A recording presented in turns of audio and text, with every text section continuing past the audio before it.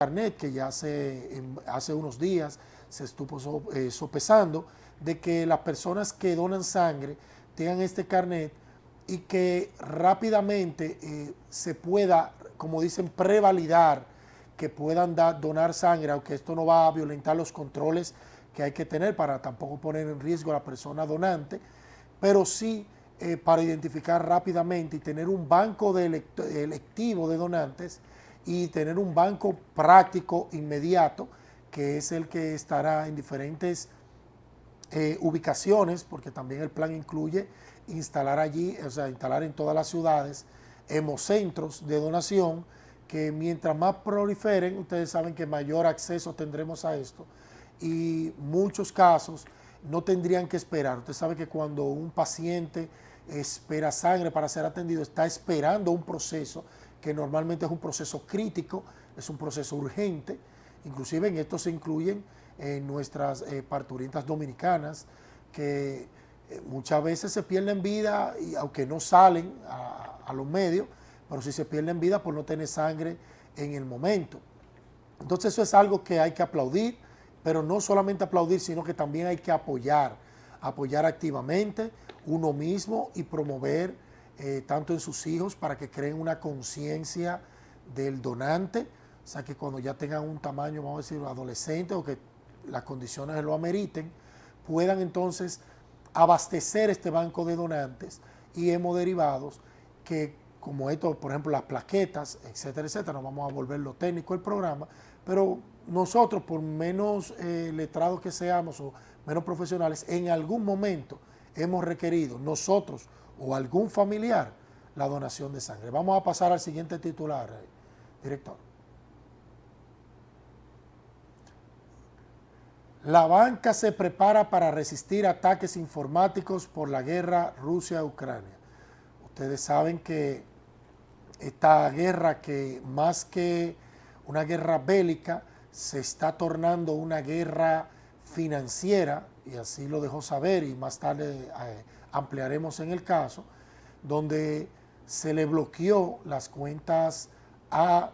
no solamente al presidente Vladimir Putin, sino a todos los empresarios, grandes empresarios de Rusia, y también a la ciudadanía que hacía transferencias interbancarias internacionales usando el sistema SWIFT, a lo que eso ha creado una gran presión y una respuesta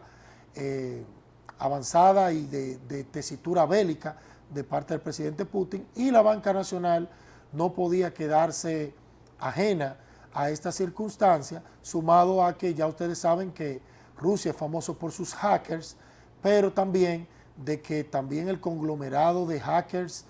llamados Anonymous ya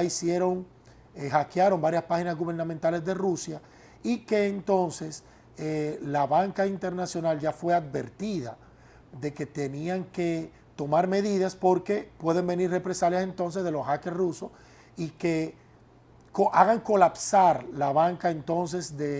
vamos a decir, de la franja occidental, que viene siendo América, Europa, y que esto entonces dé al traste con una crisis global. El superintendente, o sea, el gobernador del Banco Central, Valdés Alviso, anunció de que el Banco Central está tomando medidas en cuanto a, ya la tenía en cuanto a ciberseguridad, sino que están subiendo los protocolos de seguridad para evitar o ponérsela, vamos a decir, lo más difícil posible a cualquier tipo de hackeo o ataque cibernético a nuestra plataforma y sobre todo a la base de datos del sistema financiero nacional, de que no nos vayan a colapsar. Y ustedes saben que por eso uno tenía sus reservas en cuanto al tipo de pronunciamiento, aunque nosotros somos de los que creemos que tampoco se puede ser muy tibio, en la vida uno tiene que ser o frío o caliente, pero en términos diplomáticos, en términos nacionales, en torno a un mundo, a una relación o una interrelación global, no es muy bueno tampoco hacer aseveraciones que tengan una tesitura violenta, sino haciendo un llamado siempre a la sensatez, a sentarse a hablar. Usted puede condenar el impacto de la guerra en cuanto a la ciudadanía, pero hay que tener mucho cuidado en verse envuelto en una guerra geopolítica donde lo hemos explicado aquí. Ya creo que ya toda la ciudadanía ya más o menos conoce someramente y entiende de que ahí en parte y parte hay razón y hay también culpa. Es decir, que esto no fue un conflicto que se dio de un solo lado, como cualquiera de los dos bandos quisiera decir o presentar, pero lamentablemente vivimos en un mundo globalizado, interconectado. Recuérdense que así ya los países están interconectados, incluso con la moneda, por ejemplo, con el oro que se usa como base, como los bienes que se usan como base de fuerza para las monedas. Hay una relación internacional, incluso en las bolsas de valores, hay una relación totalmente internacional y que todo nos afecta. No importa de qué tan lejano ocurra el conflicto, de una manera u otra nos afecta. Y de eso no se escapa la banca nacional y por eso ustedes ven que están subiendo los protocolos de seguridad. Director, podemos pasar a otra noticia, un día muy activo. Ahí tenemos una historia de uno de los choferes llamada Juanita, tenaz y valiente, se gana el sustento parqueando vehículos.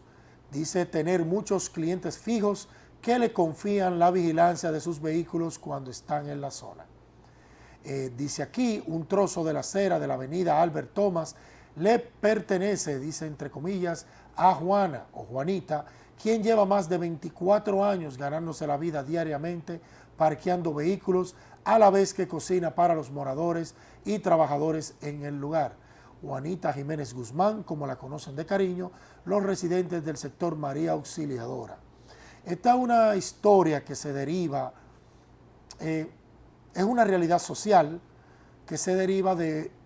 la falta de seguridad, la falta de ordenamiento y la falta de espacios para el aparcamiento de vehículos que está relacionado con el ordenamiento y el planeamiento urbano. Sin querer, ¿verdad?, echarle una estela de humo a esta historia de una persona que ve una oportunidad dentro de un sistema imperfecto y busca la manera de cómo sustentar a su familia. Pero fíjense que denota algo muy importante. Dice desde hace 24 años. Es decir, que desde hace 24 años, y sabemos que desde mucho antes atrás, muchos sectores crecieron con viviendas de manera irregular. Muchas de estas ni tomaron en cuenta tener marquesinas, pero lamentablemente parquean sus vehículos en las calles y como las viviendas son de lado y lado, lo que hacen es construyen la mitad o más de la mitad del ancho de vía. Y entonces eso va ocasionando una afectación directa al flujo de vehículos. Es algo que nosotros manejamos personalmente con mucho conocimiento. Entonces, aunque aquí esta noticia le da una connotatura, ¿verdad?, de sensibilización social, también destapa un problema latente, un problema que ha sido de largo plazo, un problema que no se le ve solución inmediata, porque no se ven proyectos de expropiación de algunos espacios para crear aparcamientos urbanos para esta zona. Fíjense que el que ella le menciona es la Albert Thomas. La Albert Thomas incluso es una calle secundaria, pero que funciona como una avenida por el gran flujo de vehículos que corta desde la parte norte de lo que es la avenida Quinto Centenario, el expreso Quinto Centenario, y corta hasta casi la cabeza del puente Duarte o el puente Juan Bosch, que coinciden los dos. Conecta importantes tejidos urbanos, como mencionaron, María Auxiliadora, el Bameso, incluso muy cercano a los Guandules. Entonces nosotros tenemos ahí una realidad social, pero que si no se toma una medida rápida y a sabiendas de que ya vienen, y tocaremos uno de nuestros temas más tarde, sobre los puentes los puentes nuevos que van a interconectar a Santo Domingo Este con el distrito. Uno de ellos, quizás el más importante, que estará al norte del puente Juan Bosch, que conectará justamente con la Manuela 10, y estará justamente interconectada con la Sánchez y con afectación casi inmediata con la Albert Thomas. Eso va a crear un flujo mayor en esa importante arteria que es la Albert Thomas, y que indefectiblemente entonces, ¿qué va a pasar? Que se le va a tener que exigir ya de manera obligatoria la prohibición del aparcamiento. La pobre Juanita tendrá que diversificar sus entradas empresariales. Entonces entendemos que antes de que esto suceda y entonces tengamos lo que siempre nos retranca, que es el asunto social, que siempre choca con el desarrollo, ya ahí vamos a tener un problema que lo vamos a tener arriba. O sea, aprovechamos esta noticia que tiene contenido social para advertir a las autoridades de que tienen que buscarle una solución previa o conjunta con la construcción de este nuevo puente que interconectará la ribera este entre la Puerto Rico y la Costa Rica y la Manuela 10 en la sección del Distrito Nacional. Director, pasemos a otro titular e importante noticia del día. Otra historia social, señores, y esta de mayor respeto. Yo tengo un gran respeto por las personas que sobrepasan lo que son los promedios de la expectativa de vida. Eulalia, a sus 100 años, dice que madruga por una ayuda, señores, con su bastón de un lado y el brazo firme de su hija Verónica del otro. Doña Lala, como le llaman sus vecinos, estaba en la puerta del plantel educativo desde las 6 de la mañana. Para que tengamos un contexto, esto fue durante un operativo del PROPEP que estuvo encabezado por su director, que estaban donando como parte de un proyecto de sensibilización, de ayuda al discapacitado, de ayuda social, junto a otras 12 instituciones. El director Neney Cabrera, perdón por la omisión, estaban donando sillas de ruedas, andaderas, estaban sacando seguros del SENASA, también habían técnicas del CIUBEN, levantando datos de personas que aún no estaban en el sistema, etcétera, etcétera. Esto se llevó a cabo en Los Guandules, en una escuela de la comunidad, aunque fueron visitadas por personas de El Mauricio Auxiliadora, de Guachupita, de aquí, de ahí del Mameso. O sea, todas las zonas aledañas estuvieron concurriendo allí y personas que aprovecharon el operativo y que pudimos constatar salieron allí con sillas de ruedas nuevas, adecuadas, porque tenían freno de mano de ambos lados, tenían protectores para las manos, se le entregaban también guantillas para personas de silla de ruedas. Y esta señora, este relato cuenta, dice ella, impulsada por los recuerdos del agua, corriendo bajo su cama y que en decenas de ocasiones le ha llegado hasta las rodillas, impidiéndole caminar por el pasillo de su casa. Doña Eulalia Bueno, de 100 años, señores, 100 años, madrugó ayer para llegar a la jornada de inclusión social que se desarrollaba en una de las escuelas de su comunidad, Los Guandules. Señores, 100 años. Dicen que cuando las cosas no le llegan a uno, uno tiene que moverse. Como la montaña no se mueve, Mahoma cogió a la montaña, dice el viejo relato árabe. Pero en este caso, nosotros primero queremos aplaudir la resiliencia de esta señora y gracias a Dios que le permite llegar a estos años de vida, pero también hacemos un llamado al PROPEP que, aunque lo acercó y estuvo muy bien estratégicamente, lo ubicó en una escuela céntrica de esta comunidad, hay casos de estos levantamientos que tienen que, dentro del operativo que tengan un local, tienen que hacerlo con inspectores móviles, es decir, con una unidad móvil que tenga silla de ruedas, que vaya con bastones, que vayan con los técnicos que levantan la información y que entonces personas tenaces como doña Eulalia, que parece que no la detiene ni viento ni marea, ni mucho menos las inundaciones como ella recita, tengan que moverse de su hogar y caminar o ir allí a hacer una fila, pero sí nos consta y nos constata, porque incluso lo vimos en unos videos, fue pasada adelante, porque imagínense, hay que hacerle el saludo a doña Eulalia con sus 100 años, no todo el mundo tiene la bendición del Señor de llegar allí, ni tampoco por su cuidado y tenacidad. Que las personas que llegan allí, señores, si ustedes le preguntan a todos, se caracteriza por ser personas muy trabajadoras, que no tienden a, como dicen comúnmente, a chocharse en su casa y quedarse sentados. Son personas que usted llega a su casa y la encuentra con una escoba, y le encuentran ahí fregando, y le encuentran ahí cocinando, y uno que quizá está en la mitad de su vida, uno hace un llamado de reflexión, un llamado de que uno lo ve con mucho orgullo hacia esas personas y muchísimo respeto. Señor director, con esta noticia de doña Eulalia pasamos a la siguiente. El SAN es un préstamo del que resulta difícil zafarse. Ustedes saben que el dominicano hace de todo para poder sobrevivir. Dice, la Generalidad trabaja 13 semanas y algunos a 10 semanas. En el primer caso, las 3 semanas adicionales son la ganancia del prestamista. Ahora están añadiendo al prestamista como uno de los miembros del SAN. Casi todo el dominicano y más de clase media, media baja y baja conoce de este instrumento, que no podemos decir instrumento financiero, pero es una manera como de ahorro, técnica financiera, para que las personas puedan resolver problemas. Todos